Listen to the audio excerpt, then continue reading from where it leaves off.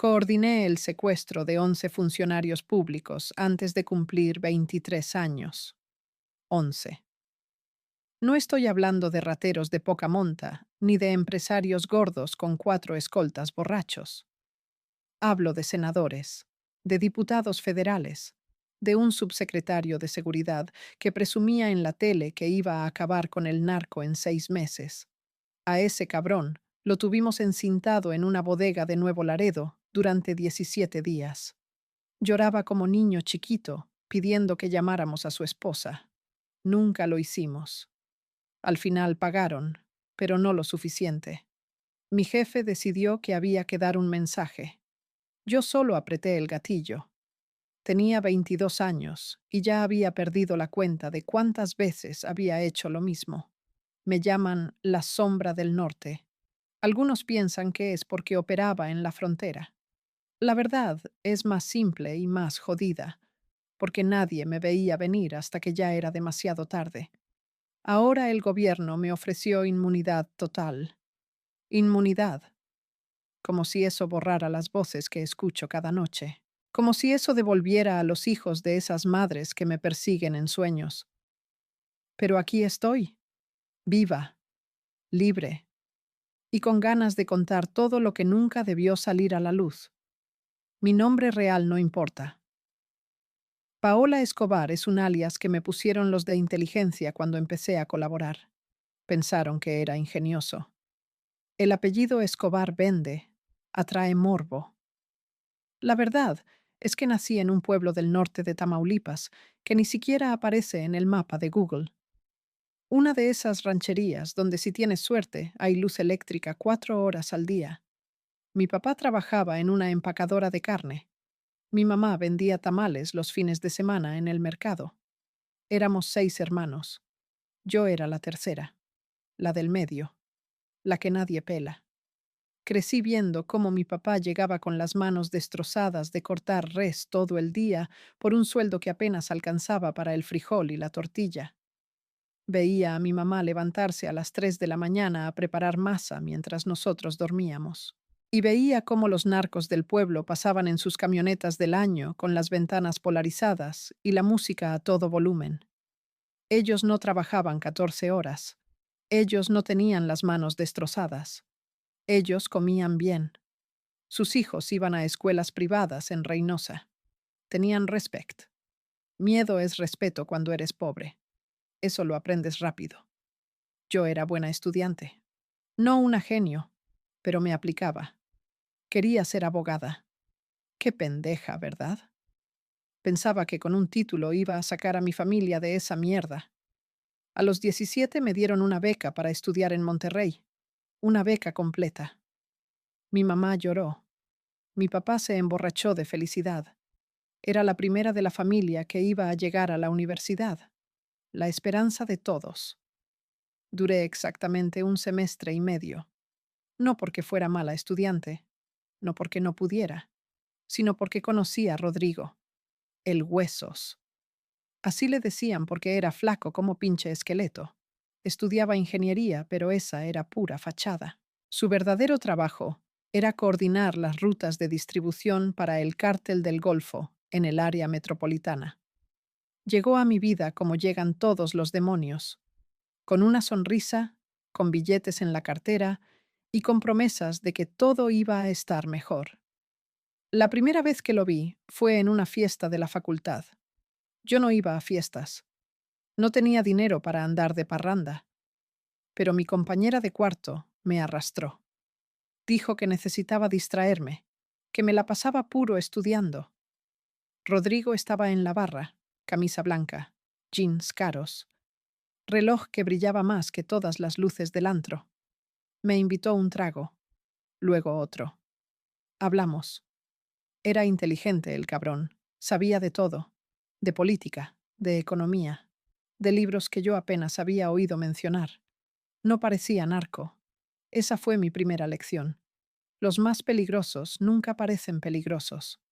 Esa noche terminamos en su departamento, un piso completo con vista a la ciudad. Yo vivía en un cuarto de 3 por 3 que compartía con 2 chavas más. El baño de él era más grande que todo mi espacio. Me acuerdo que me quedé parada en medio de la sala viendo por el ventanal pensando, esto es lo que se siente vivir. No sobrevivir, vivir. Empezamos a salir. Él pagaba todo. La renta de un depa solo para mí. La comida. La ropa. Al principio yo seguía yendo a clases. Me decía a mí misma que solo estaba aceptando ayuda temporal, que en cuanto me graduara iba a devolverle todo. Mentiras que nos contamos para dormir tranquilos. Rodrigo nunca me presionó. Nunca me dijo directamente a qué se dedicaba. Pero yo no era pendeja. Veía las llamadas a las 3 de la mañana, los viajes repentinos, las reuniones en restaurantes vacíos con tipos que cargaban armas debajo del saco.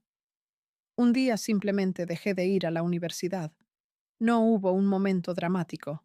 No fue una decisión consciente. Solo un día me desperté y pensé, ¿para qué? Rodrigo ganaba en una semana lo que un abogado gana en un año. Y él me quería. O eso creía yo entonces. Ahora sé que nadie en este negocio quiere a nadie. Solo usan. Solo toman. Hasta que no queda nada. A los 6 meses de conocerlo me propuso el primer trabajo. Dijo que necesitaba a alguien de confianza. Alguien que no tuviera antecedentes. Alguien que pudiera pasar desapercibida. Una mujer. Los federales no sospechan de las mujeres, especialmente si son jóvenes y se ven inocentes. Mi trabajo era simple. Recoger un paquete en un Oxxo en Apodaca y llevarlo a una casa en San Nicolás. Nada más. $5,000. $5,000 por manejar media hora. Dije que sí sin pensarlo. Necesitaba demostrarle que podía ser útil, que no era solo una mantenida. El día del trabajo me temblaban las manos. Llegué al Oxxo. Un tipo me dio una bolsa de supermercado. Pesaba. Adentro había 3 kilos de coca. Lo supe porque después Rodrigo me lo dijo. En ese momento solo sentí el peso y el miedo. Manejé los 30 minutos más largos de mi vida. Cada patrulla que veía era un infarto. Cada semáforo en rojo era una eternidad. Llegué a la casa. Toqué. Abrió un señor mayor que parecía abuelo. Me dio una sonrisa amable y me dijo, «Buen trabajo, mija». Me dio un sobre con los billetes. Regresé. Rodrigo me estaba esperando con champán y cocaína. Celebramos. Cogimos. Me dormí sintiendo que había cruzado una línea invisible pero definitiva. Ya no había vuelta atrás. Los trabajos se volvieron más frecuentes, más complejos. Ya no era solo llevar paquetes. Era recoger dinero. Era hacer llamadas. Era amenazar. La primera vez que amenacé a alguien fue a una señora que debía 200,000 pesos. Su esposo había perdido un cargamento. Rodrigo me mandó a su casa. Me dio un guión. Lo que tenía que decir. Llegué. Toqué. La señora abrió. Tendría como 50 años. Se veía cansada, asustada. Le dije lo que tenía que decir, que si no pagaban en 3 días, íbamos a levantarle a su hijo de la prepa, que sabíamos en qué salón estudiaba, que sabíamos a qué hora salía. La señora se puso a llorar. Me suplicó. Me dijo que no tenían el dinero, que su esposo ya había vendido hasta el carro. Yo solo repetí el mensaje. 3 días. Me fui. No sentí nada. Eso fue lo que más me asustó después. Que no sentí nada. Ni lástima. Ni culpa. Solo vacío. Pagaron 2 días después. Vendieron la casa. Se mudaron a otro estado. Nunca supe qué pasó con ellos. Tampoco me importó. Rodrigo estaba impresionado. Decía que yo tenía talento, que era fría, que eso era bueno en este negocio. Me empezó a llevar a reuniones. Me presentó con gente importante. El comandante, el licenciado, el gordo. Todos apodos. Nadie usa nombres reales. El comandante era un exmilitar que ahora coordinaba la seguridad del cártel en todo Nuevo León y Tamaulipas. Tenía como 50 años. Cicatrices en la cara. Manos enormes. Me miró como si fuera mercancía. Le preguntó a Rodrigo, «¿Esta es tu vieja?» Rodrigo dijo, es de confianza. El comandante me preguntó directamente, ¿estás dispuesta a matar? No fue una pregunta, fue una evaluación. Yo dije, sí, ni siquiera lo pensé. Él sonrió. Dijo, te voy a poner a prueba. Una semana después me mandaron a mi primer levantón. El objetivo era un contador que estaba robando. Trabajaba para el cártel llevando las cuentas de varias empresas fachada. Aparentemente había desviado $500,000. El comandante quería un ejemplo. No solo matarlo. Primero tortura, luego ejecución, luego exhibición del cuerpo. Yo iba a ser parte del equipo. 4 personas, 3 hombres y yo. Me dieron un arma, una escuadra 9 milímetros. Me dijeron que mi trabajo era vigilar mientras ellos trabajaban. Practicamos todo. El lugar, la ruta de escape, los tiempos. El día llegó. Levantamos al contador afuera de su oficina. Fue fácil, demasiado fácil. Lo metimos en una camioneta. Lo llevamos a una casa de seguridad en las afueras de Monterrey. Una construcción abandonada, sin vecinos, sin testigos. Ahí comenzó el infierno. No voy a describir lo que le hicieron, no porque no pueda, sino porque hay imágenes que aunque las cuentes no se entienden. El olor, los gritos, la sangre que no deja de salir. El tipo rogaba. Decía que iba a devolver el dinero, que tenía familia, que por favor. Los 3 hombres se turnaban. Yo solo miraba. El comandante había mandado a uno de sus hombres de confianza a supervisar, a evaluar mi reacción. No podía vomitar, no podía llorar, no podía salir corriendo. Si lo hacía, estaba muerta. Así que me quedé, quieta, callada, viendo cómo despellejaban a un ser humano vivo. Duró 4 horas. Al final el tipo ya no gritaba, solo gemía. Uno de los hombres me dijo, ahora tú. Me pasó su pistola. Dijo, en la cabeza. Yo tomé el arma. Me acerqué. El contador me miró. Tenía un ojo reventado, la cara desfigurada. Me dijo algo. No entendí qué. Apreté el gatillo. El sonido fue ensordecedor en ese espacio cerrado. El cuerpo se sacudió. Luego quietud. Silencio. Los hombres aplaudieron. Dijeron, ya eres de los nuestros. Salimos. Dejamos el cuerpo en una avenida principal con un narcomensaje. Al día siguiente salió en las noticias. Contador ejecutado por presunto robo al crimen organizado. Ni su nombre completo, dijeron. Solo otro número. Otra estadística. Yo esa noche no pude dormir. No por culpa, sino porque me di cuenta de algo. Había sido fácil. Demasiado fácil. Y eso me aterraba más que cualquier otra cosa. Después de esa noche, todo cambió. No de golpe. No hubo un momento en el que desperté siendo otra persona. Fue gradual. Como cuando te metes al agua fría y al principio duele, pero después ya ni lo sientes. Así fue. El comandante me llamó 2 días después. Dijo que había hecho buen trabajo, que tenía temple, que eso no se veía seguido en las mujeres, que la mayoría se quebraban. Yo no me quebré. O tal vez sí, pero nadie lo notó. Me ofreció trabajo directo. Ya no iba a depender de Rodrigo. Iba a ser parte de su equipo. Sueldo fijo de $20,000 al mes, más bonos por operativos. $20,000. Mi papá ganaba $300 al mes destrozándose las manos. Yo iba a ganar en un mes lo que él en 5 años. Acepté. Rodrigo se puso celoso. Dijo que yo era suya, que él me había descubierto. El comandante le dijo que se callara, que en este negocio no hay dueños, que si yo servía era porque tenía valor propio. Rodrigo tuvo que tragarse su orgullo. Nuestra relación cambió. Ya no me veía como su mujer, me veía como competencia. Eso me gustó. Significaba que me respetaba o me temía. En este mundo es lo mismo. Mi primer trabajo oficial fue coordinar la logística de un secuestro. El objetivo era un empresario de la construcción de Reynosa. Tenía contratos con el gobierno estatal, millones en obras públicas. El cártel quería su tajada. Habían intentado negociar. El tipo se negó. Dijo que él no pagaba piso, que tenía contactos, que estaba protegido. Error. Nadie está protegido. El comandante decidió que había que darle una lección, no matarlo. Eso sería desperdiciar una fuente de ingresos, secuestrarlo, quebrarlo, convertirlo en socio involuntario.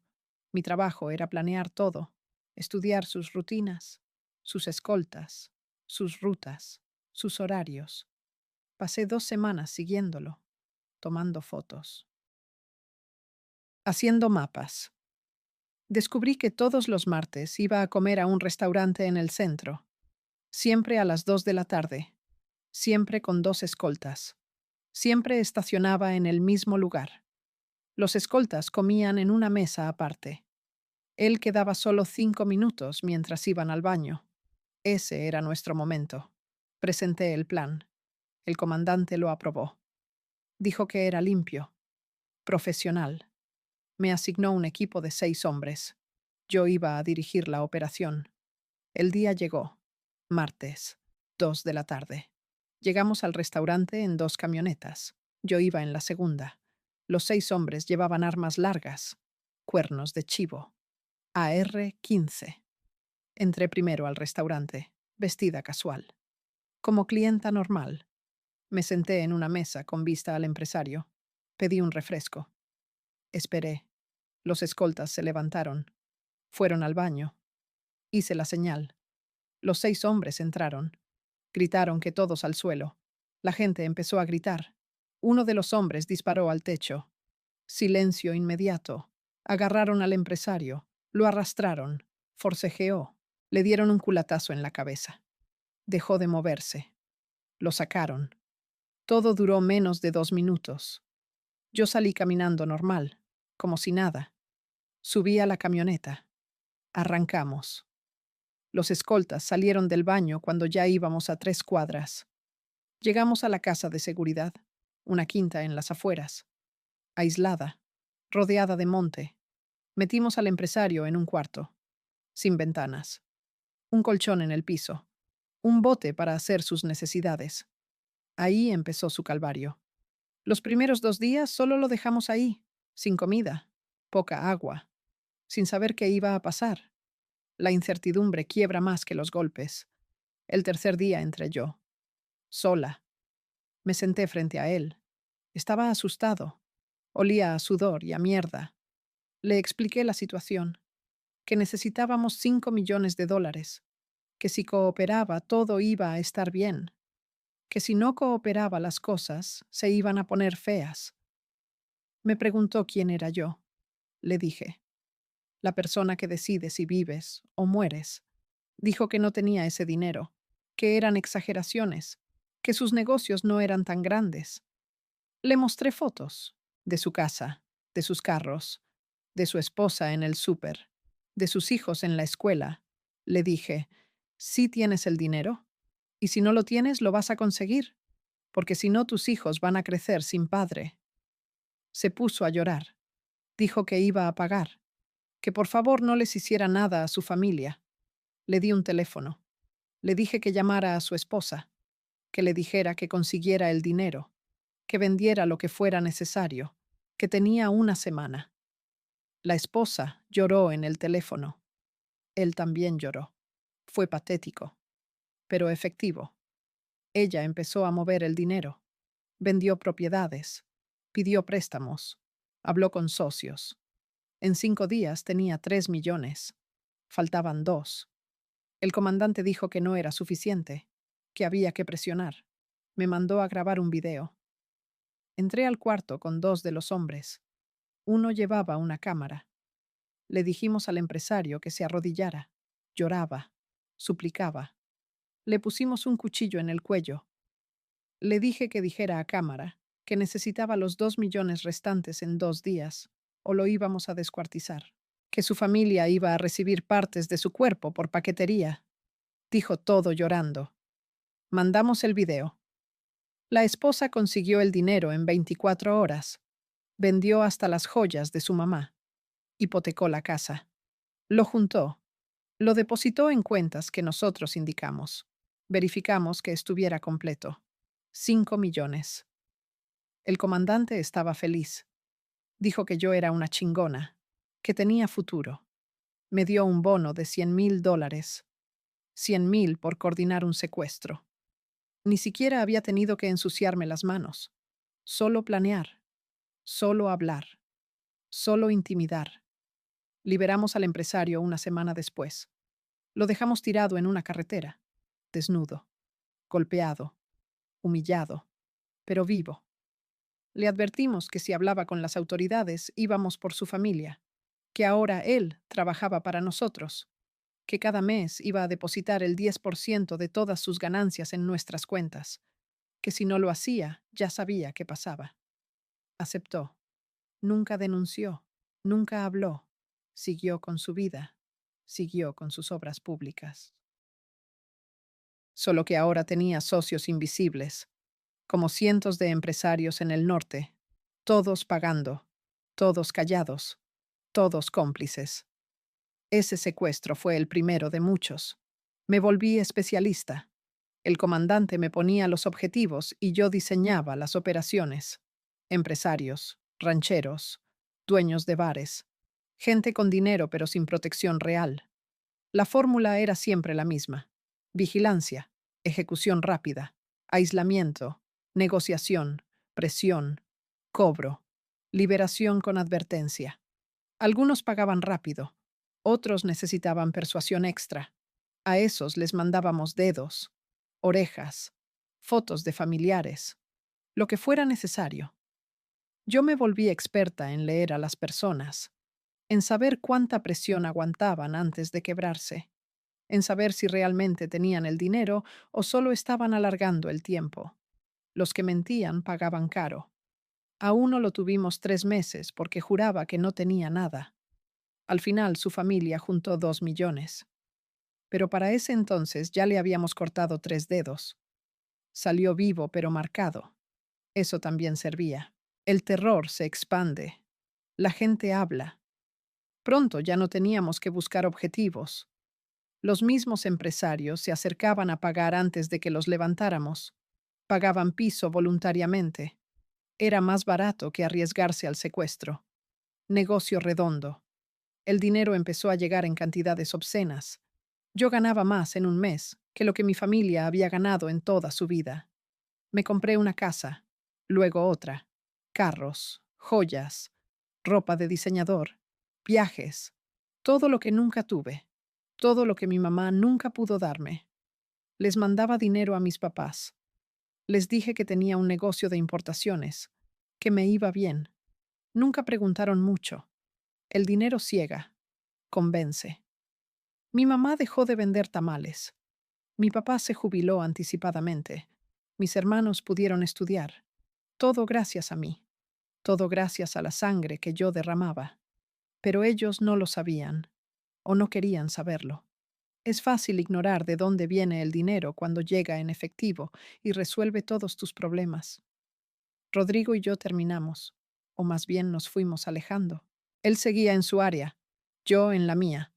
Ya no compartíamos nada. A veces cogíamos por nostalgia o por aburrimiento, pero ya no había amor, si es que alguna vez lo hubo. Empecé a salir con otros, narcos más grandes, con más poder, con más dinero. Me volví un trofeo, la sombra del norte, la mujer que coordinaba secuestros millonarios, la que no se quebraba, la que era fría como el hielo. Los hombres del cártel me respetaban o me temían. Algunas mujeres me odiaban. Decían que yo era peor que los hombres, que traicionaba a mi género, que cómo podía hacer lo que hacía. Yo las ignoraba. Ellas vivían de las migajas que les daban sus hombres. Yo generaba mi propio dinero. Yo tenía mi propio poder. No dependía de nadie. Eso las quemaba. El comandante empezó a darme trabajos más delicados. Ya no solo empresarios, ahora políticos, funcionarios públicos, gente con poder real. El primer político que secuestramos fue un diputado local, del PRI. Había prometido en campaña que iba a combatir al narco, que iba a limpiar su municipio. Ganó. Empezó a cumplir. Arrestó a varios halcones. Decomisó droga. Cerró negocios fachada. El cártel intentó negociar. Le ofrecieron dinero. Se negó. Le ofrecieron más dinero. Se negó otra vez. Dijo que él no era como los demás, que él sí tenía principios. El comandante se cansó, me llamó, me dijo, quiero que lo levantes, que lo tengas una semana, que lo quiebre, que lo conviertas en nuestro empleado. Si se niega, lo matas. Simple. Estudié al diputado. Tenía una rutina predecible. Todas las mañanas iba a correr al parque, solo, sin escoltas. Creía que el ejercicio matutino lo hacía invencible o algo así. Pendejo. Lo levantamos un jueves a las 6 de la mañana. Íbamos 4, yo y 3 hombres. Lo rodeamos mientras trotaba. Le pusimos un arma en la cabeza. Le dijimos que se subiera a la camioneta. Trató de gritar. Uno de los hombres le tapó la boca. Lo metimos. Arrancamos. Todo en menos de un minuto. Lo llevamos a una casa de seguridad nueva, más equipada, con cámaras, con instrumentos. El comandante quería documentar todo. Por si acaso el diputado seguía siendo terco. Necesitábamos material para presionarlo después. El diputado era distinto a los empresarios. Tenía más carácter, más orgullo. Los primeros 3 días se negó a cooperar. Decía que no iba a negociar con criminales, que prefería morir, que su familia entendería. Hombre de principios. Hasta que le mostramos fotos de su hija. Tenía 14 años. Bonita.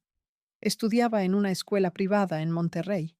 Le dijimos que si no cooperaba, la íbamos a levantar a ella, que íbamos a venderla, que nunca la volvería a ver. Eso lo quebró. Se puso a llorar. Dijo que haría lo que fuera, que por favor no tocáramos a su familia. Le explicamos las reglas. Él iba a seguir siendo diputado, iba a seguir haciendo su trabajo, pero ahora trabajaba para nosotros. Cualquier ley que nos afectara, él iba a votar en contra. Cualquier operativo en nuestra zona, él nos iba a avisar con anticipación.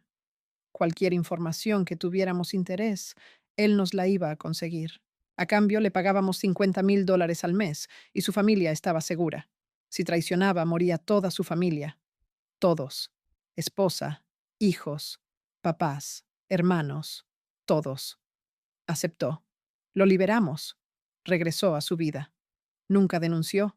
Empezó a trabajar para nosotros y lo hizo bien. Durante 2 años fue nuestro informante más valioso. Nos pasaba datos, nos avisaba de redadas, votaba leyes a nuestro favor. Se volvió tan útil que el comandante lo ayudó a ganar una diputación federal. Más poder, más acceso, más información. Todo controlado por nosotros. Ese caso me abrió las puertas. El comandante vio que yo podía manejar políticos, que entendía cómo funcionaban, cómo quebrarlos, cómo controlarlos. Me puso a cargo de esa área. Durante los siguientes 3 años coordiné el secuestro o extorsión de 11 funcionarios públicos, diputados, senadores, alcaldes, un subsecretario estatal, un magistrado, gente con poder, gente que aparecía en las noticias, gente que la sociedad respetaba. Todos terminaron trabajando para el cártel, todos, sin excepción, porque al final todos tenían algo que perder: familia, reputación, libertad, y nosotros sabíamos exactamente qué botón presionar. El subsecretario fue el caso más complejo. Era el encargado de la estrategia de seguridad en Tamaulipas, exmilitar, experto en contraterrorismo. Había estudiado en Estados Unidos. Llegó con un plan, con muchas ganas, con mucha prensa.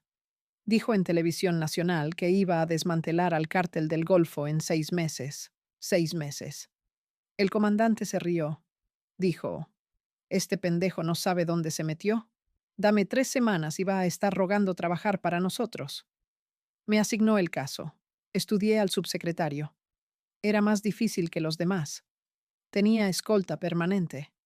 6 hombres armados, carros blindados, rutas variables. Casa en zona residencial vigilada 24/7. No había forma fácil de levantarlo. Tuvimos que ser creativos. Descubrí que tenía una amante, una periodista de Tampico. Se veían 2 veces al mes en un hotel discreto. Ahí era más vulnerable. Solo llevaba 2 escoltas, no el equipo completo. Esa era nuestra ventana. Planifiqué todo. Rentamos el cuarto junto al de ellos. Pusimos micrófonos, cámaras. Grabamos todo. Sus encuentros, sus conversaciones, información clasificada que él compartía con ella. Evidencia suficiente para hundirlo si queríamos. Pero no queríamos hundirlo. Queríamos reclutarlo. Esperamos al momento perfecto. Un viernes en la noche. Él llegó al hotel con la periodista. Los 2 escoltas se quedaron en el pasillo. Nosotros éramos 8. 4 para los escoltas, 4 para el cuarto. Entramos rápido. Los escoltas ni siquiera pudieron sacar sus armas. Los neutralizamos. Tiramos la puerta del cuarto. El subsecretario estaba en la cama con la periodista, ambos desnudos, ambos en shock. Les dijimos que se vistieran, que vinieran con nosotros. La periodista gritaba. Uno de los hombres le dio un golpe. Dejó de gritar. Nos llevamos al subsecretario. A ella la dejamos, encintada, con una advertencia. Si hablaba, moría. Llevamos al subsecretario a una bodega en Nuevo Laredo. Ahí empezó su proceso de reeducación. No le pegamos. No lo torturamos físicamente. No era necesario. Le mostramos las grabaciones. Le explicamos que teníamos todo. Su adulterio. Sus conversaciones comprometedoras con la periodista donde hablaba de operativos, de estrategias. Todo grabado. Le dijimos que podíamos filtrar eso a los medios, que su carrera se acabaría. Su matrimonio también. Le ofrecimos la alternativa. Trabajar con nosotros. Avisarnos de operativos. Darnos información de inteligencia. Proteger nuestras rutas. A cambio le pagábamos $200,000 al mes y guardábamos silencio sobre su vida privada. Se negó. Dijo que prefería enfrentar el escándalo, que no iba a traicionar su cargo. Hombre de honor. Hasta que le mostramos fotos de sus hijos, de su esposa. Le dijimos que si no aceptaba, los íbamos a ejecutar uno por uno, empezando por su hijo menor, de 8 años. Le mostramos videos de ejecuciones anteriores, de familias completas descuartizadas. Le dejamos claro que no estábamos jugando. Lo tuvimos 17 días, sin contacto exterior. Su esposa denunció su desaparición. Hubo búsquedas, operativos, ruido mediático, todo inútil. Nadie sabía dónde estaba. Al día 17 se quebró. Dijo que aceptaba, que haría lo que fuera, que por favor no les hiciéramos nada a su familia. Lo liberamos. Apareció caminando en una carretera. Dijo que había sido secuestrado por un grupo armado no identificado, que lo torturaron, que escapó. Mentiras. Pero los medios lo creyeron. Regresó a su puesto y empezó a trabajar para nosotros. Durante año y medio fue nuestro mejor activo. Nos pasaba información en tiempo real. Desviaba operativos. Protegía nuestros envíos hasta que cometió un error. Un día avisó tarde sobre una redada. Perdimos 3 toneladas de cocaína. El comandante decidió que ya no servía, que era un riesgo. Me mandó a matarlo. Lo hice. Una bala en la cabeza mientras salía de su oficina. Se disfrazó como un intento de asalto. Caso sin resolver. Otro funcionario muerto en México. Otra estadística. Para ese entonces ya había perdido la cuenta de cuántos secuestros había coordinado, cuántas personas había amenazado, cuántas vidas había destruido. Los números se volvían irrelevantes. Era solo trabajo, como un oficinista que llena formularios. Yo coordinaba operativos, quebraba gente, cobraba rescates, Rutina. El comandante estaba feliz conmigo. Decía que yo era su mejor inversión, que ningún hombre en su equipo era tan eficiente. Me subió el sueldo. $30,000 al mes, más bonos, más poder. Me dieron mi propia célula, 10 hombres bajo mi mando. Yo decidía los objetivos. Yo planeaba todo. Yo me quedaba con un porcentaje de cada operativo. Me volví rica, no millonaria como los jefes grandes, pero rica. Tenía 3 casas, carros de lujo, joyas, cuentas en el extranjero. Viajaba a Estados Unidos cada mes a gastar. Miami, Houston, Las Vegas. Compraba todo lo que quería: ropa, zapatos, bolsas, relojes, todo de marca, todo caro. Todo para llenar el vacío que crecía adentro. Porque eso es lo que nadie te dice sobre este negocio: que el dinero no llena nada, que el poder no llena nada, que al principio sientes la adrenalina, la emoción, el control, pero después solo queda vacío y miedo, miedo constante, porque en este mundo no hay jubilación, no hay retiro feliz, solo hay 2 salidas: cárcel o muerte. Y yo sabía que eventualmente me iba a tocar una de las dos, pero seguía, porque ya no sabía hacer otra cosa, porque ya había cruzado tantas líneas que no había camino de regreso, porque mi familia dependía del dinero que yo mandaba, porque había construido una vida entera sobre cadáveres y no podía simplemente irme a vender tamales otra vez. Las fiestas eran lo peor. El comandante hacía fiestas cada mes, en ranchos, en quintas, en lugares privados. Invitaba a gente pesada, jefes de otras plazas, políticos, empresarios, policías, militares, todos conviviendo, todos cómplices. Había música en vivo, grupos norteños famosos, banda, los mismos que tocaban en palenques y arenas, pero ahí tocaban para narcos, por cifras obscenas: $50,000 por 3 horas, 100,000, lo que fuera. La coca corría libre, las prostitutas también, chavas bonitas traídas de Monterrey, de Guadalajara, algunas voluntarias, otras no tanto. Nadie preguntaba. En esas fiestas se cerraban tratos, se planeaban operativos, se resolvían conflictos, todo con música de fondo y alcohol de sobra. Yo iba a todas. Era parte del trabajo. Networking narco. Ahí conocí a mucha gente importante. Un senador que después me ayudó a mover carga por Veracruz. Un general retirado que nos vendía información militar. Un empresario de medios que blanqueaba dinero a través de su cadena de radio. Todos ahí, todos borrachos, todos felices, como si no estuviéramos construyendo imperios sobre fosas clandestinas. En una de esas fiestas conocí al licenciado. Era el abogado del cártel. Manejaba todo lo legal: empresas fachada, amparos, sobornos a jueces. Tenía como 60 años, traje siempre impecable, modales refinados. Parecía profesor de universidad. Hablamos. Me cayó bien. Era inteligente, culto. Sabía de arte, de historia, de literatura. No parecía narco, pero era peor que todos, porque él era el que hacía posible que el sistema completo funcionara, el que compraba jueces, el que liberaba detenidos, el que convertía sangre en papel legal. Me contó algo esa noche. Estábamos fumando afuera, solos. Me dijo: ¿sabes cuántos políticos tenemos en nómina? Le dije que no. Dijo: a nivel federal, 23. A nivel estatal, en los 5 estados donde operamos, 142. Alcaldes ni los contamos. Son todos. Me quedé callada. Él siguió: este país no funciona a pesar del narco. Funciona gracias al narco. Somos el lubricante de la economía.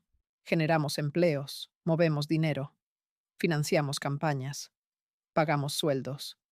Sin nosotros, el sistema colapsa. Por eso nunca nos van a eliminar. No pueden.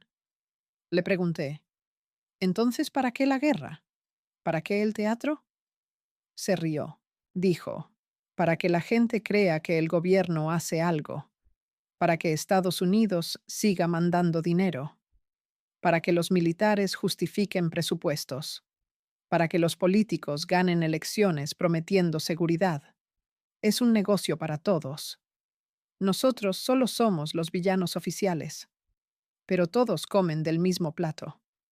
Esa conversación me marcó, porque confirmó lo que yo ya sospechaba, que esto era más grande que el comandante, más grande que el cártel, que era un sistema, una estructura, donde todos jugaban su papel. Los narcos matábamos, los políticos fingían combatirnos, los militares nos perseguían selectivamente, los empresarios blanqueaban el dinero, los medios vendían el miedo, y la gente común sufría en medio, todos ganando excepto ellos, los que vivían en las zonas de guerra, los que perdían familiares, los que huían de sus pueblos. Esos no importaban, eran daño colateral, números en estadísticas que nadie leía. Seguí coordinando secuestros, cada vez más audaces. Un senador del PAN. Lo levantamos en la Ciudad de México, en pleno Polanco, con todo y escoltas, operativo de 20 personas. Lo tuvimos 2 semanas. Pagó $3 millones. Nunca denunció. Siguió en el Senado, votando leyes, dando entrevistas. Nadie sabía que trabajaba para nosotros. Un alcalde de un municipio fronterizo. Se negaba a dejar pasar nuestros cargamentos. Lo levantamos con su secretario. Al secretario lo ejecutamos frente a él, como mensaje. El alcalde entendió. Empezó a cooperar. Le dimos el 30% de todo lo que pasaba por su municipio. Se volvió millonario. Hasta le ayudamos a ser diputado. Un magistrado que no quería liberar a uno de nuestros operadores. Lo secuestramos. Le rompimos las 2 piernas. Firmó la liberación desde el hospital. Dijo que se había caído. Nadie investigó. Pero no todo era secuestrar políticos. También había que ejecutar. El cártel tenía muchos enemigos, otros cárteles, traidores internos, soplones, rivales de negocio, gente que debía dinero. Mi trabajo incluía coordinar ejecuciones. No siempre las hacía yo. Tenía gente para eso, sicarios especializados. Pero a veces, el comandante quería que yo estuviera presente, para supervisar, para asegurar que el mensaje quedara claro.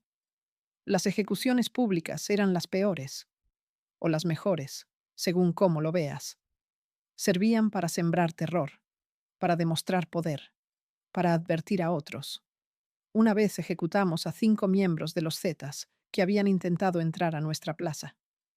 Los cazamos uno por uno, los juntamos, los llevamos a un rancho, los torturamos durante 3 días, les sacamos información, nombres de sus contactos, rutas que usaban, casas de seguridad, todo. Después los ejecutamos, pero no rápido. Los descuartizamos vivos, les cortamos manos, pies, cabeza al final, todo grabado en video. El video lo subimos a redes sociales, con un narcomensaje. Esto les pasa a los que entran sin permiso. El video se volvió viral, millones de vistas. Los medios tuvieron que reportarlo. El gobierno tuvo que dar declaraciones. Pero nadie hizo nada, porque nadie podía, porque éramos más fuertes que cualquier autoridad en esa zona. Los cuerpos los dejamos colgados en un puente, los 5, con un narcomensaje en cartulina. La plaza es del Golfo. Firmado. Estuvieron ahí 6 horas antes de que el ejército los bajara. Miles de personas los vieron, tomaron fotos, videos, lo compartieron. Misión cumplida. Terror sembrado. Durante los siguientes 3 meses nadie intentó entrar a la plaza. El mensaje había sido claro y efectivo. Yo coordiné eso. Yo elegí el lugar. Yo supervisé la ejecución. Yo redacté el mensaje. Yo ordené que los colgaran. Todo yo. Y después me fui a comer. Como si nada. Como si acabara de terminar una junta de trabajo normal. Porque para mí ya era normal. La muerte era normal. La violencia era normal. El horror era mi rutina laboral. Conocía gente famosa, cantantes, futbolistas, actores. Todos venían a las fiestas del comandante. Algunos sabían para quién cantaban, otros preferían no saberlo. Todos cobraban, todos contentos. Un cantante famoso de banda, de esos que llenan estadios, vino a cantar en el cumpleaños del comandante. Le pagaron $200,000 por 4 horas. Cantó, convivió, se emborrachó con nosotros. Le regalamos un carro, una camioneta blindada del año. Se fue feliz. 2 meses después lo mataron. Otro cártel, por cantar para nosotros. Así funciona. Los artistas son peones. Si cantan para un bando, el otro los mata. Si no cantan para ninguno, ambos los amenazan. No hay forma de ganar, solo de sobrevivir el mayor tiempo posible. Un futbolista de primera división tenía deudas de juego, millones. Acudió al comandante, le pidió ayuda. El comandante le prestó el dinero. A cambio, el futbolista tenía que perder partidos cuando se lo indicáramos para las apuestas. Funcionó perfecto durante una temporada. Ganamos millones apostando en sus partidos. Después lo transfirieron a Europa. Ya no nos servía. Nunca pagó el préstamo. Mandamos a matarlo. Lo ejecutaron en Madrid, en plena calle, 3 balazos. Los medios españoles dijeron que era ajuste de cuentas del crimen organizado mexicano. Tenían razón. La vida se volvió una espiral de lujo y muerte, fiestas y ejecuciones, dinero y sangre. Todo mezclado, todo normalizado. Perdí amistades normales. Perdí contacto con mi familia real. Ya no podía hablar con ellos de mi vida. No podía decirles en qué trabajaba realmente. Inventaba historias, mentiras cada vez más elaboradas. Mi mamá sospechaba algo. Me lo decía. Mija, ¿en qué andas? Yo le decía que en negocios, que importaciones, que todo legal. Ella no insistía, porque el dinero que le mandaba le permitía vivir bien, porque sus otros hijos estudiaban gracias a mí, porque tenían casa nueva gracias a mí. El dinero compra silencio, compra complicidad, compra la capacidad de ignorar lo obvio. Empecé a consumir coca regularmente. Al principio solo en fiestas, después diario, para aguantar, para no sentir, para funcionar. La coca te da energía, te quita el miedo, te hace creer que eres invencible. Consumía gramos diarios. El comandante no decía nada. Mientras funcionara no importaba. Muchos en el cártel consumían. Era parte de la cultura. Coca, cristal, heroína, lo que fuera. Nadie te juzgaba. Al contrario, era señal de estatus. Consumir tu propio producto. Tuve varios novios en esos años, todos del negocio, sicarios, operadores, un comandante de otra plaza. Relaciones vacías, violentas, tóxicas. Cogíamos, consumíamos, nos peleábamos. Uno me pegó. Le metí 3 balazos. No murió, pero aprendió. Otro me engañó. Mandé a matar a la otra. Simple. En este mundo no hay relaciones normales. No hay amor normal. Todo está contaminado por la violencia, por el poder, por el miedo. Amaba y odiaba con la misma intensidad. Sin matices, sin grises, solo extremos. El comandante empezó a confiarme trabajos más peligrosos, negociaciones con otros cárteles, reuniones con políticos de alto nivel, operativos contra el gobierno. Una vez coordiné un ataque a un convoy militar. Matamos a 12 soldados, quemamos sus vehículos. El gobierno dijo que fue un enfrentamiento. Mentira. Fue una emboscada, planeada por mí, ejecutada por mi célula. Los soldados ni siquiera pudieron responder. Los masacramos en 3 minutos. Dejamos los cuerpos ahí, con un mensaje, para que el ejército supiera que no eran bienvenidos en nuestra plaza. También coordiné ataques a instalaciones petroleras. Pemex. Robábamos combustible. Miles de litros diarios. Lo vendíamos a empresas legales. Ellas lo mezclaban con su combustible legal. Nadie verificaba nada. Ganábamos millones mensuales solo de robo de hidrocarburo.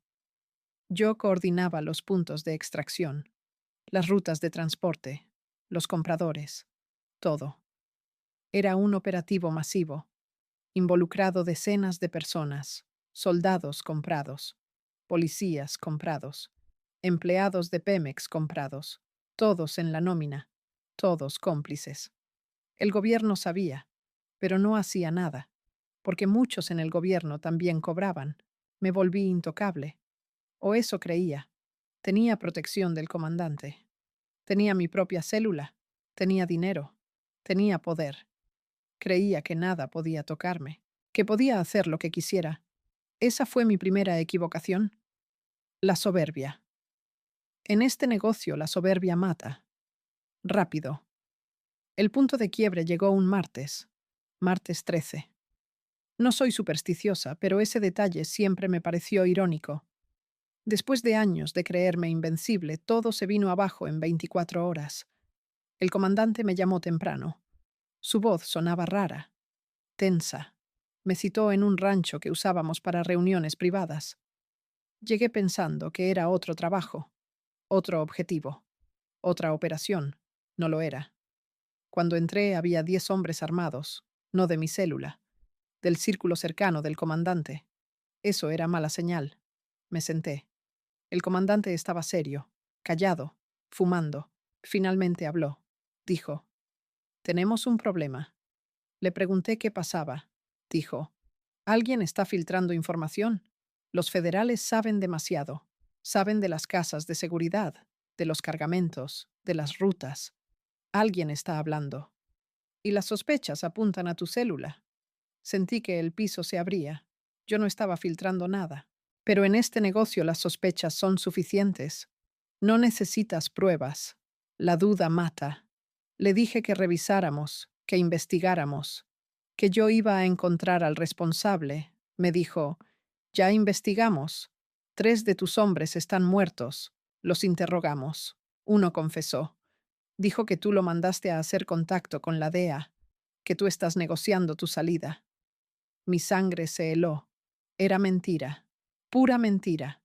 Pero alguien me había sembrado. Alguien quería eliminarme. Le dije que era falso, que yo nunca haría eso, que revisara mi historial, que yo había dado todo por el cártel. Me miró con ojos vacíos. Dijo, «Lo sé, pero no importa. La duda ya está. Y en este negocio la duda es veneno. Tengo que eliminarte. O enviarte lejos, muy lejos. Decidí darte una oportunidad, porque me has servido bien. Tienes 24 horas para desaparecer. Si mañana a esta hora sigues en México, estás muerta. Vete a Centroamérica, a Sudamérica, a donde sea. Pero vete. Y nunca regreses». Me paré. Intenté hablar, defender mi inocencia. Exigir confrontar a quien me acusaba. El comandante levantó la mano. Dijo, «Se acabó la conversación. Vete antes de que cambie de opinión». Salí. Subí a mi camioneta. Arranqué. Las manos me temblaban. El cerebro me hervía. Alguien me había traicionado. Alguien cercano. Alguien que sabía cómo funcionaban las cosas. Y ahora yo tenía que huir. Dejar todo. Dejar el dinero. El poder. La vida que había construido sobre cadáveres. Todo por una mentira. Llegué a mi casa. Empaqué lo indispensable. Ropa.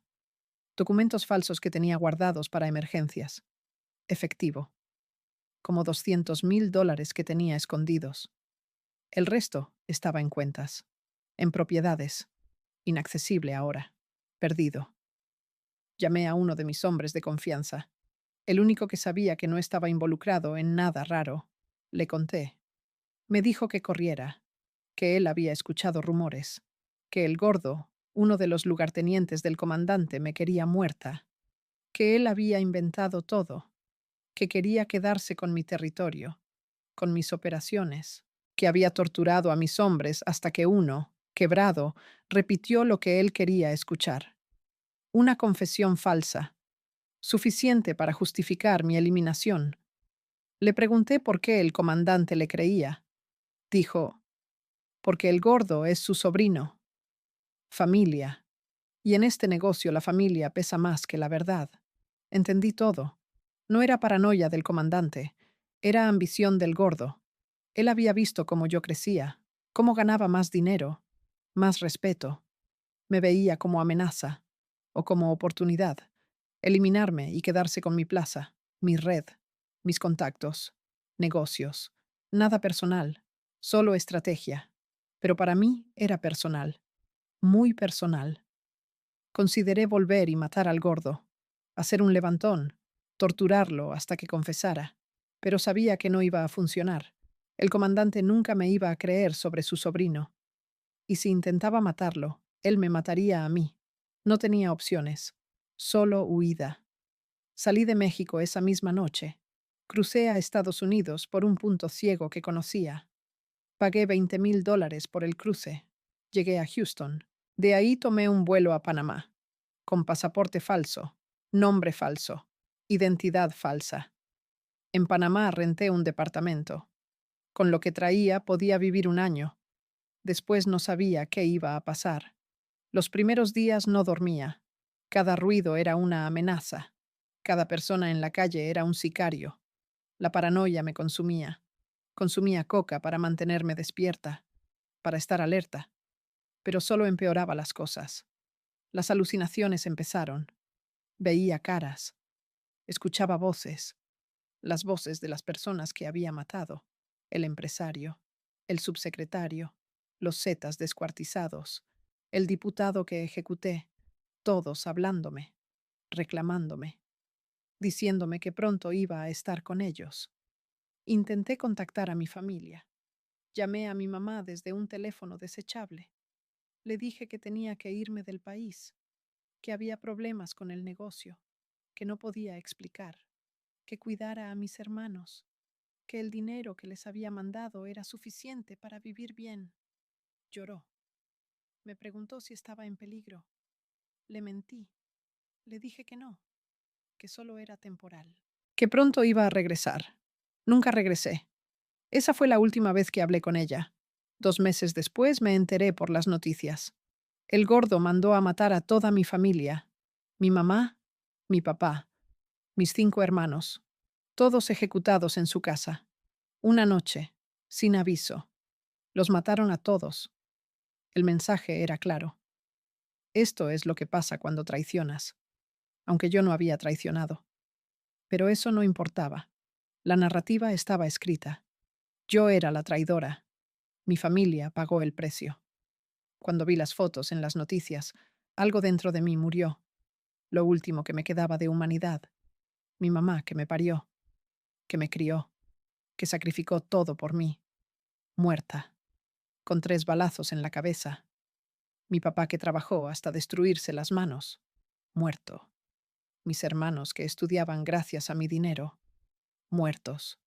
Todos por mi culpa, por mis decisiones, por mi ambición, por haber entrado a este mundo creyendo que podía controlarlo.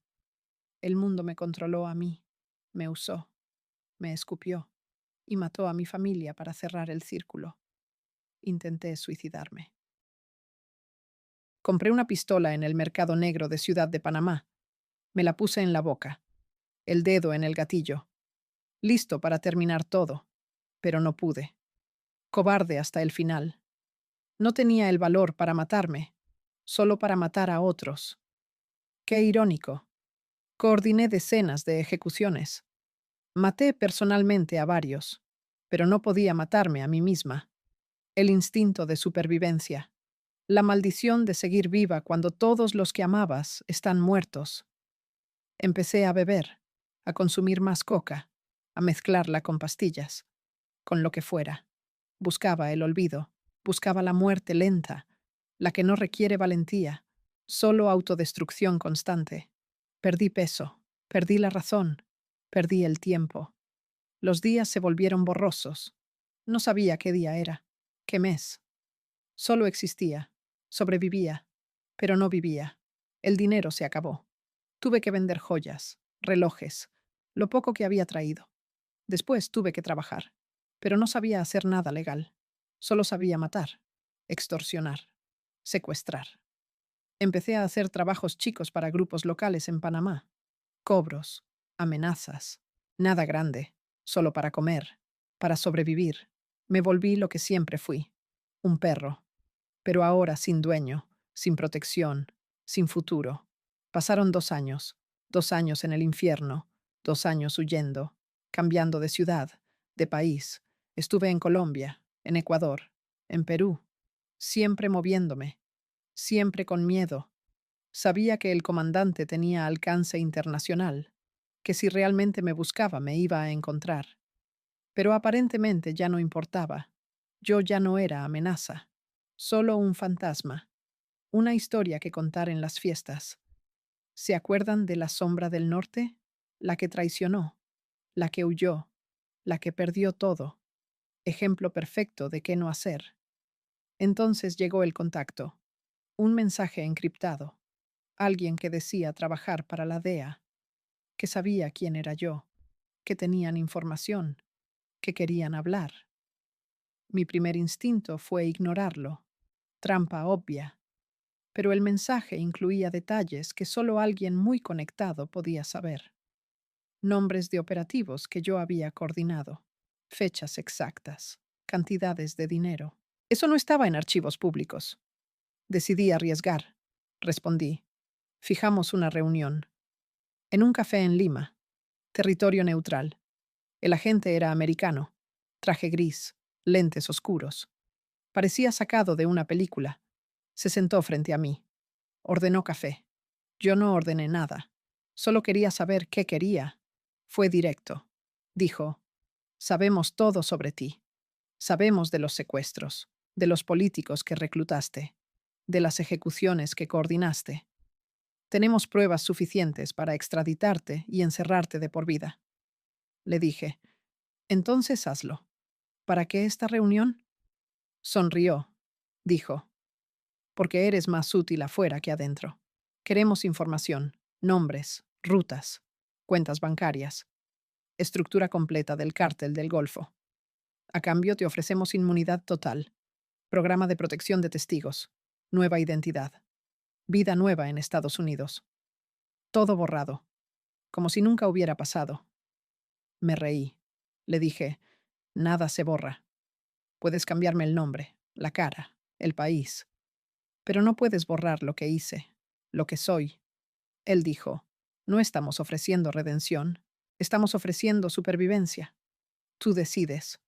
O cooperas y vives, o no cooperas y te entregamos al comandante. Le dejamos saber dónde estás. ¿Cuánto tiempo crees que vas a durar?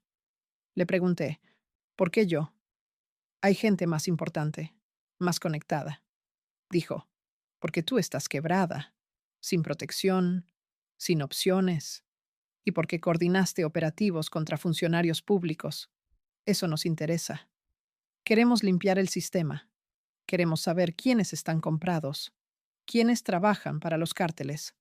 Tú tienes esa información. Nadie más. Negocié. No por orgullo, sino porque sabía que si aceptaba muy rápido iban a sospechar.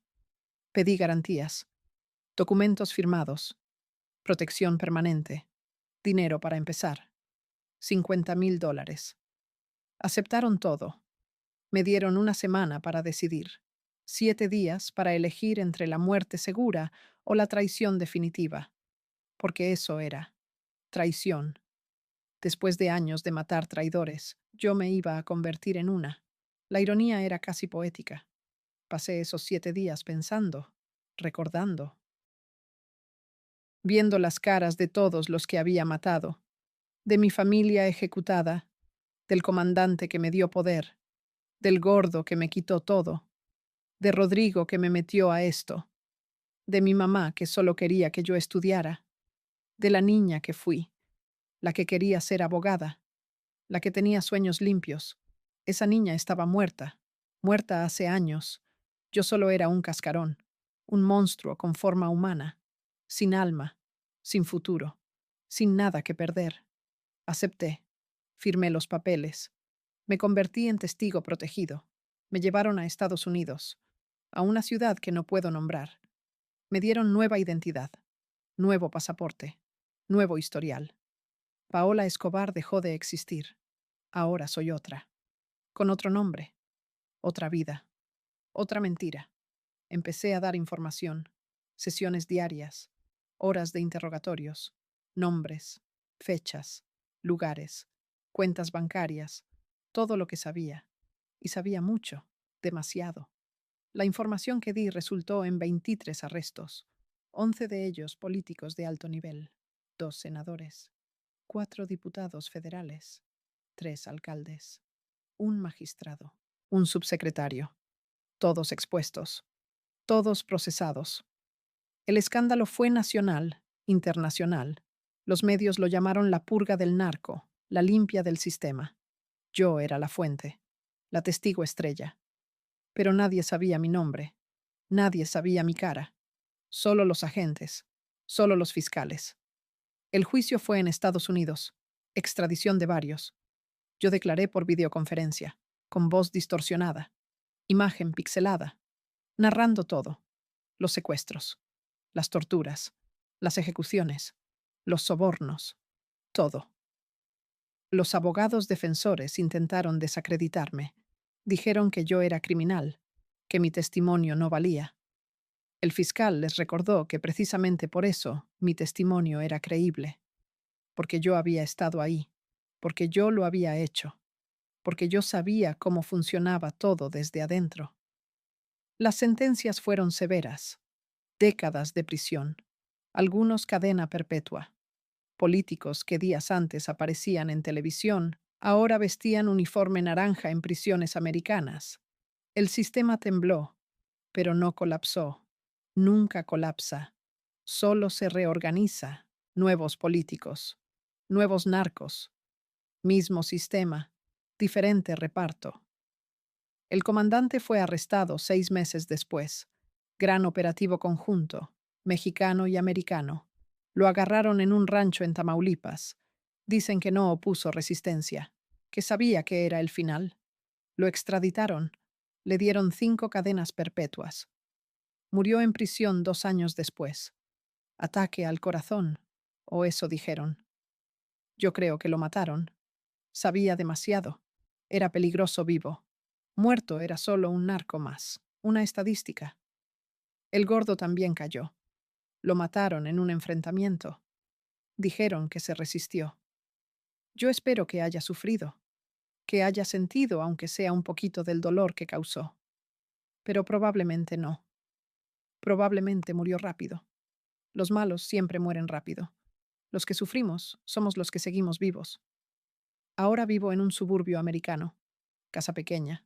Trabajo de oficina bajo nombre falso. Vida simple. Aburrida. Segura. Nadie sabe quién soy. Nadie sabe qué hice. Mis vecinos me saludan. Me invitan a barbacoas. Piensan que soy inmigrante normal. Con historia normal. Con vida normal. Si supieran. Si supieran que la mujer que les sonríe coordinó secuestros de políticos, que mató gente, que destruyó familias, que fue la sombra del norte, no dormirían tranquilos. Pero no saben, y nunca sabrán, porque el gobierno me protege, porque soy útil, porque mi silencio vale más que mi castigo. ¿Me arrepiento? Esa pregunta me la hacen los psicólogos del programa, todas las semanas, sesión tras sesión. ¿Te arrepientes, Paola? Ya no me llamo Paola, pero ellos insisten en usar ese nombre en terapia, para confrontarme con mi pasado, con mis actos. Les digo que sí, que me arrepiento, que si pudiera regresar el tiempo haría todo diferente. Mentiras. Les digo lo que quieren escuchar.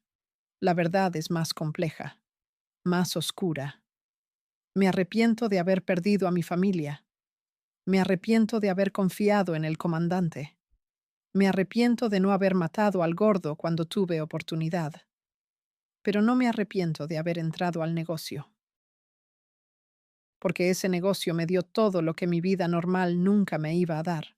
Poder, dinero, respeto. Miedo es respeto. Y yo tuve ambos. Durante años fui alguien, importaba. Decidía quién vivía y quién moría. Eso no lo da un título universitario. Eso no lo da un trabajo honesto. Eso solo lo da el narco. ¿Pagaría el precio otra vez? No lo sé. Hay noches en que veo las caras, escucho las voces, siento la sangre en mis manos, aunque las lave 1000 veces. Esas noches pienso que no valió la pena, que debí haber seguido vendiendo tamales con mi mamá, que debí haber sido pobre pero con familia, con alma, con humanidad. Pero después amanece y sigo viva, y ellos están muertos, y pienso que tal vez sí valió la pena, porque sobreviví. En un mundo donde casi nadie sobrevive, yo lo hice. Pagué el precio más alto, pero seguí viva. Eso cuenta para algo, ¿no? El gobierno me ofreció inmunidad.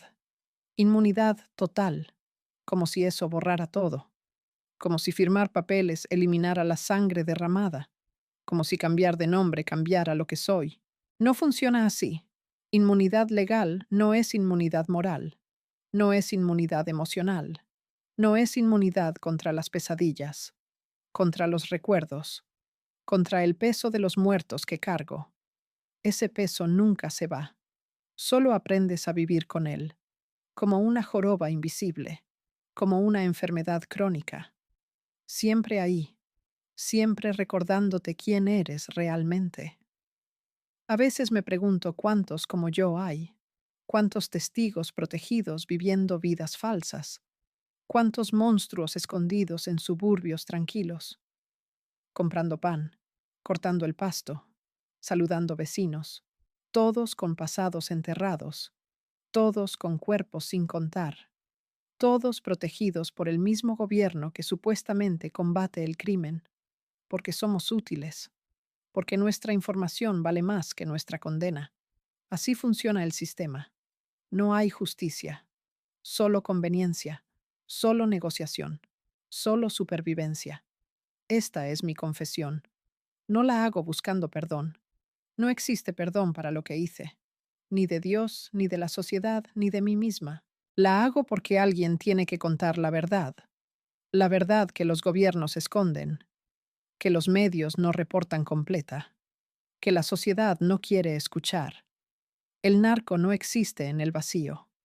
Existe porque hay demanda, porque hay complicidad, porque hay corrupción en todos los niveles: políticos, policías, militares, empresarios, banqueros, todos conectados, todos beneficiándose. Los narcos solo somos la cara visible, los villanos convenientes, pero el sistema es más grande, más profundo, más podrido de lo que nadie quiere admitir. Yo fui parte de ese sistema. Coordiné secuestros de políticos. El gobierno me ofreció inmunidad y la acepté, porque en este mundo no hay héroes, no hay villanos puros, solo hay sobrevivientes. Y yo decidí sobrevivir, a cualquier costo, con cualquier precio. Ahora vivo con ese precio, todos los días, hasta que esta vida falsa termine, hasta que alguien me encuentre, hasta que la muerte que he evitado finalmente me alcance, porque siempre alcanza. En este negocio, nadie escapa para siempre. Solo pospones lo inevitable. Soy la sombra del norte. Fui Paola Escobar. Ahora soy nadie. Y todos. Soy el reflejo de un país enfermo, de un sistema quebrado, de una sociedad que consume el producto pero condena al productor, que quiere seguridad pero no justicia, que exige cambios pero perpetúa lo mismo. Soy el monstruo que crearon, el que usaron, el que traicionaron y el que ahora les cuenta todo. No para redimirme, sino para que sepan, para que entiendan, que esto no termina con arrestos, no termina con muros, no termina con guerras. Esto solo termina cuando el sistema completo cambie, cuando ya no haya demanda, cuando ya no haya complicidad, cuando ya no haya niñas pobres como yo que vean el narco como única salida. Pero eso no va a pasar. Así que seguirán habiendo Paolas, seguirán habiendo comandantes, seguirán habiendo gordos, seguirán habiendo muertos, seguirán habiendo confesiones como esta. El círculo continúa. La sangre sigue corriendo y todos seguimos fingiendo sorpresa, fingiendo indignación, fingiendo que no sabíamos. Pero todos saben, todos siempre supieron. Solo es más cómodo no hablar de ello. Esta fue mi historia, mi confesión, mi verdad. Úsenla como quieran, júzguenme como quieran, condénenme como quieran. Ya nada importa, ya todo está hecho.